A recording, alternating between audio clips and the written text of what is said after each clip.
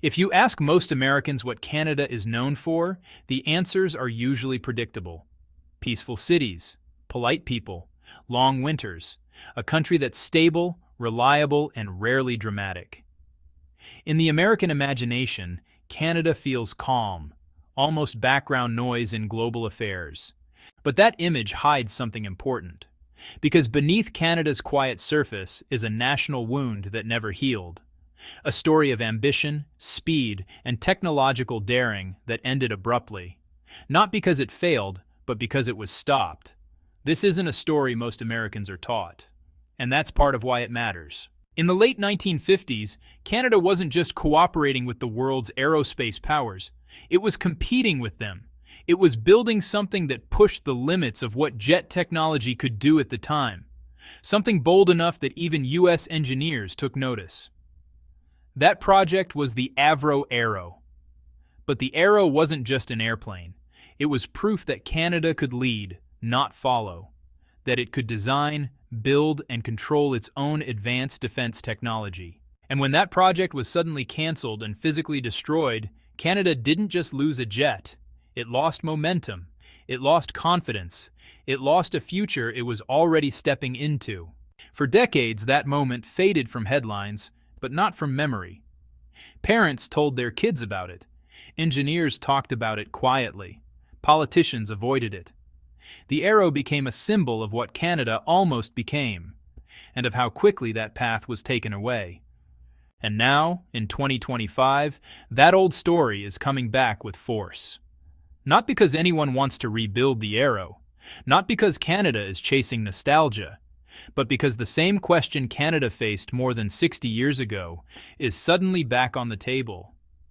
Will the country control its own skies, or rely entirely on someone else's system to do it? That's the tension at the heart of this story. Something was taken from Canada once, and for the first time in generations, the conditions exist for it to be reclaimed, in a completely unexpected way. To understand why this moment feels so charged, so emotional, and so controversial inside Canada, you first have to understand what the Arrow really represented, and why its loss still echoes today. In the late 1950s, the Avro Arrow wasn't an experiment. It wasn't a concept drawing. It was real, flying, and honestly, way ahead of its time. At a moment when most countries were still figuring out how to break the sound barrier safely, Canada built an interceptor designed to fly at Mach 2. That's twice the speed of sound.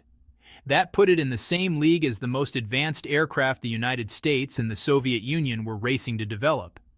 This wasn't catch-up technology, it was frontier technology. The Arrow could climb higher and faster than almost anything in the sky. Its radar and avionics were so advanced that even American engineers studied them closely. For a brief moment, Canada stood shoulder to shoulder with the world's top aerospace powers, not as a junior partner, but as a peer, and that's what made the Arrow different. This wasn't a foreign jet bought off a shelf. It was designed, engineered, and built in Canada. Thousands of Canadian engineers, machinists, and technicians worked on it. The engines were Canadian. The airframe was Canadian. The knowledge stayed in Canada. Then, almost overnight, it was gone. In 1959, the program was canceled. The prototypes were destroyed. The tooling was cut up. The blueprints were locked away, and the people who built it were suddenly out of work.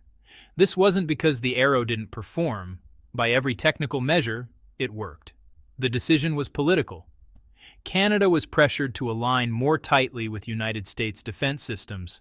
Missile strategies were changing, and maintaining an independent fighter program was seen as risky, expensive, and, well, inconvenient. So Canada made a choice, or more accurately, had one made for it. And the loss went far deeper than a single aircraft. Canada lost an entire industrial ecosystem. Skilled engineers moved to the United States and helped build NASA and Silicon Valley. Aerospace confidence drained away. Future projects became smaller, safer, and more dependent. From that moment on, Canada no longer controlled its own defense aviation destiny. For Canadians, the Arrow became more than history. It became the original scar. The moment the country learned how fragile ambition could be when it clashes with geopolitics. And that scar never fully faded. Because when a nation once proves it can build something extraordinary, losing that ability isn't just a setback. It becomes a question that lingers for generations. What might we have been if we'd been allowed to continue? That unresolved question is exactly why the Arrow still matters today, and why in 2025 it suddenly feels uncomfortably relevant again. For decades, the Arrow lived in museums, documentaries, and memory. It was something Canadians looked back on, not forward to. But in 2025, the Arrow stopped being history and started feeling like a warning. Because once again, Canada is standing at a crossroads. On one path is the familiar option, fully integrate into a US-controlled defense ecosystem. Fly American-designed aircraft, use American-managed software, depend on American approval for upgrades, data, and long-term maintenance. It's safe, proven, and politically comfortable. On the other path is something Canada hasn't seriously considered since 1959, meaningful sovereignty. Not isolation, not leaving alliances, but the ability to make key decisions without asking permission first. This is where the parallel becomes impossible to ignore. In 1959, Canada had an advanced aircraft and lost the choice to continue. The decision was taken away in the name of alignment and efficiency. In 2025, Canada still has a choice, but the window is closing. Fighter programs last decades. Once a country commits, it locks itself into a system that shapes its defense policy for 40 years or more. And here's the shock. The alternative path isn't Canadian. It isn't American. It's Swedish, backed by British engineering. That alone caught many people off guard. Sweden isn't a superpower. It doesn't dominate alliances. It doesn't dictate terms. Instead, it builds systems for countries that expect to defend themselves in harsh environments, with limited infrastructure, and without total reliance on anyone else. For Canadians watching this debate unfold, the feeling is, well, a little eerie. Once again, they're being asked to choose between convenience and control. Once again, the question isn't just which aircraft is better, it's who gets to decide how Canada defends itself. And this time, the choice is real. This isn't a museum piece or a thought experiment. Contracts are being discussed. Industrial plans are on the table. The consequences will shape Canada's air force, industry, and sovereignty for generations. The Arrow matters again not because it's being rebuilt, but because Canada recognizes the situation. It has seen this moment before, and many Canadians are asking themselves a simple but uncomfortable question. If we let this opportunity pass, will we spend the next 60 years talking about this decision the same way we talk about 1959? That question sets the stage for the most unexpected part of the story. The aircraft at the center of this debate and why it represents far more than a fighter jet. At first glance, the Saab Gripen looks like just another modern fighter jet. Sleek design, advanced radar, smart weapons. But that surface view misses the real point entirely. Because Saab isn't offering Canada a jet, it's offering a philosophy. Most fighter deals work the same way. Buy the aircraft, train your pilots, and plug into the seller's system. Software updates, weapons integration, mission data, and even certain maintenance decisions remain tightly controlled by the country that built it. Gripen breaks that model. Saab's proposal to Canada is built around a simple but radical idea: build it yourselves. Assemble the aircraft in Canada, control the mission software, decide how and when upgrades happen, integrate weapons without waiting for approval from a foreign government. That level of access is almost unheard of in modern fighter programs. To understand why that matters, think of it like owning a smartphone. With most systems, you're allowed to use the apps, but the manufacturer controls the operating system. They decide what updates you get and when. Gripen is different. It hands over the source code. Canada doesn't just use the phone, it controls it. Then comes the engine. Saab's partnership with Rolls-Royce opens the door to something even more sensitive: propulsion. Fighter engines are the heart of air power. Countries that control engines control upgrade paths, readiness rates, and long-term independence. Canada once had that capability. The Orenda engines that powered the Arrow were world-class. When the Arrow died, that engine ecosystem died with it. This proposal quietly brings that possibility back. Not necessarily by inventing a new engine from scratch, but by giving Canada a real role in development, servicing, and long-term evolution. That's how industrial power is rebuilt. Step by step, not overnight. This is why the Gripen offer hits a nerve in Canada. It speaks directly to an identity that was interrupted, not completed. It suggests that Canada doesn't have to choose between alliance and autonomy. It can have both. And that leads to the next unavoidable question. Even if Canada wants this level of control, does the aircraft actually make sense for the country it has to defend? To answer that, you have to look north, far north. To understand Canada's defense choices, you have to understand its map. Canada isn't just big. It's vast in a way that's hard to grasp unless you've seen it. Thousands of kilometers of Arctic coastline, remote communities separated by wilderness, long stretches with no major bases, no highways, and no easy resupply. In winter, temperatures can drop so low that metal becomes brittle and engines struggle to start. This is where many American assumptions break down. The United States defends power outward, from dense networks of large, well-equipped bases. Canada defends space, empty, cold, and unforgiving space. Its most important frontier isn't symbolic. It's real, and it's becoming more contested every year as ice melts, shipping routes open, and foreign military activity increases. That environment demands a very specific kind of aircraft. Gripen was designed for exactly these conditions. It can take off from short, rugged stretches of road. It can be turned around quickly by small crews. It's built to start reliably in extreme cold and operate far from major infrastructure. This isn't a bonus feature. It's the core design. Sweden built Gripen with the assumption that its main air bases might be destroyed in the first hours of a conflict. So the aircraft had to scatter, survive, and keep flying. That same logic fits Canada's Arctic reality almost perfectly. Now contrast that with the F-35. The F-35 is honestly an extraordinary aircraft, but it thrives inside a dense, centralized support system. It relies on specialized maintenance, long runways, complex logistics, and, well, a tightly managed ecosystem. That works well in regions with strong infrastructure and short distances between bases. But in the Canadian North, those assumptions really fall apart. This creates real tension in the debate. On paper, one jet may look superior.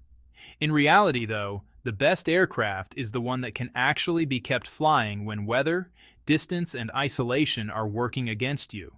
For Canada, geography isn't just a factor, it's destiny. And when defense planners look at the Arctic through that lens, the discussion stops being theoretical. It becomes practical, urgent, and honestly unavoidable. But operational fit is only part of the story. Because once Canada begins to seriously consider an aircraft that gives it this level of independence, the consequences extend far beyond its borders, especially to Washington. At first, Canada's fighter debate looked like just another procurement story. But as the details of the Gripen proposal became clearer, something changed. Analysts in Washington started paying closer attention. Because this isn't just about what Canada flies, it's about what Canada controls. If Canada gains full access to mission software, it means it can decide how its aircraft fight, what data they collect, and how that data is shared. If Canada participates in engine development and long-term support, it gains influence over the most powerful component of any fighter. And if aircraft are assembled and sustained domestically, Canada isn't just a customer, it's a producer. Those shifts ripple outward. For decades, the United States has dominated fighter engines, upgrade pipelines, and interoperability standards. That dominance creates leverage. It shapes timelines, priorities, and sometimes even policy choices. When an ally operates entirely inside that ecosystem, Washington naturally holds the center of gravity. A Canada with real aerospace autonomy changes that balance, not dramatically, not overnight, but meaningfully. It doesn't weaken NATO or NORAD. It rebalances them. A partner that can maintain, modify, and upgrade its own aircraft brings resilience to the alliance. It reduces single points of failure. It adds depth instead of dependency. This is the key realization many American viewers miss. Empowered allies don't drift away. They contribute more. From an Arctic perspective, this matters even more. Canada controls enormous northern airspace. If it can defend that region independently and reliably, it reduces pressure on United States forces and strengthens continental defense as a whole. Washington understands this logic, but it also understands influence. When control over engines, data, and sustainment shifts, so does who sets the terms. That's why the conversation has remained polite, but unmistakably serious. And inside Canada, that external attention reinforces something many citizens are already feeling. This decision isn't just about jets or budgets. It's about the kind of country Canada wants to be inside its most important alliances. Which brings the story to its emotional core. The question Canadians are really debating beneath all the technical language. By this point, it becomes clear that Canada's fighter debate isn't really about fighters anymore. It's about identity. When Canadians talk about this decision, the questions they're asking go far beyond range, radar, or payload. They're asking something much deeper. What kind of country do we want to be? Do we want to be buyers, reliable, loyal, but always dependent on someone else's system? Or builders, partners who contribute capability, knowledge, and resilience to the alliance? This matters because defense industries don't just produce hardware. They produce skills, confidence, and long-term national capability. A country that builds complex systems, trains engineers, sustains expertise, and keeps knowledge alive across generations. That's what Canada lost after the Arrow. For decades, Canadian aerospace talent thrived, but mostly inside foreign supply chains. Components were built, parts were shipped, and decisions were made elsewhere. The Gripen proposal changes that equation. It puts assembly lines in Canada.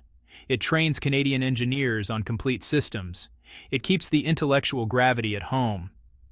For younger Canadians, this isn't about correcting the past. It's about the future. It's about whether the next generation grows up in a country that assembles wings for someone else, or designs, integrates, and controls systems of its own. And for older Canadians, especially those who grew up hearing about the Arrow, this moment carries weight. Not nostalgia, not bitterness, resolution. The Arrow wasn't just cancelled, it was erased. And that erasure left a gap in Canada's sense of itself as a technological nation. This debate feels like a chance to close that chapter properly, not by reliving it, but by finishing the story in a new form. That's why emotions run so high around this issue. This is about dignity as much as defense. Which brings us to the final question Canada now faces, and why 2025 may be remembered the way 1959 is today. There are moments in history when a decision looks routine on paper but changes everything in practice. For Canada, 2025 feels like one of those moments. The last time Canada stood at a crossroads like this was 1959. That year ended the Arrow program and quietly closed the door on an independent aerospace future. The consequences didn't show up overnight. They unfolded slowly, over decades, as capability drained away and dependence became normal. But this time is different. This time, Canada has agency. The choice in front of the country isn't about rejecting the United States or stepping away from alliances. It's about how Canada participates in them. A stronger Canada doesn't weaken North America. It strengthens it. An ally that controls its own systems brings stability, resilience, and credibility to collective defense. Sovereignty does not mean isolation. Independence does not mean disloyalty. In fact, history shows the opposite. The most valuable allies are those who can stand on their own. That's why this decision matters so deeply. If Canada chooses a path that rebuilds industrial capability, restores control over software and engines, and aligns its defense tools with its geography, it shapes the next 40 years of national strategy. It decides whether Canada defends the Arctic on its own terms or through someone else's framework. The question now echoes the one at the very beginning of this story. Will Canada seize the chance to finish something it once started, or will it look back decades from now and wonder why it let the moment pass? This isn't a story about jets. It's a story about choice, and that choice belongs entirely to Canada. If you found this analysis useful or thought-provoking, take a moment to support the channel. Like the video, subscribe, and turn on notifications so you don't miss future deep dives like this one. And I'd genuinely like to hear your perspective. If you were advising Canada today, which path would you choose, and why? Does sovereignty strengthen alliances or complicate them? Share your thoughts in the comments. This conversation matters, and every informed viewpoint adds value. Thanks for watching. Stay curious, and I'll see you in the next one.